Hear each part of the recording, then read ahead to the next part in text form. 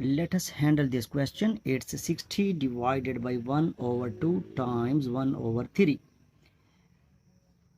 Different people solve this question in different ways, but remember that every answer is not correct. So you must have to respect the order of operation to get this question correctly. Most people 2 times 3, 1 times 1 is 1, divided by 2 times 3 they will get 1 over 6. In this way mean 60 divided by 1 over 6. Here they cancel this one and get 10 as answer. But remember that this 10 answer is not correct because 10 is obtained by dividing 60 to 6. But it is 1 over 6.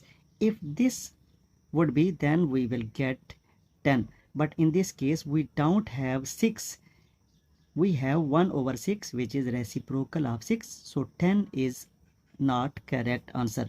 So that is the first group of people who made this mistake. Now again we will solve it according to correct way. We have two options, multiplication and division, or division and multiplication. In this case we have this one, division and multiplication. Division is at left and multiplication is at right.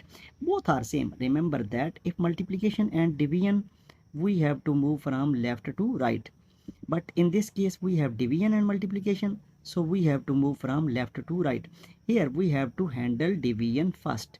If this is division and 60 divided by 1 over 2, don't solve in this way that 2 and 60 are cancelled and here we will get 30. But remember that here we have division between two numbers, so we have to apply KCF. What is KCF? It is the rule, keep it, change it and flip. So 60 is kept as it is, okay. C stands for change, change it, yes. F stands for flip, so flip this one, it will become 2 over 1. There is no need to write 1 in the denominator. And here we have 1 by 3. So we have only multiplication between the numbers, so it is basically a single number. Now cancellation occur, 3 and 60 are being cancelled. Here we will get 20. So we will get 20 times 2 times 1, which will be equal to 40. Hence 40 will be our correct and exact answer.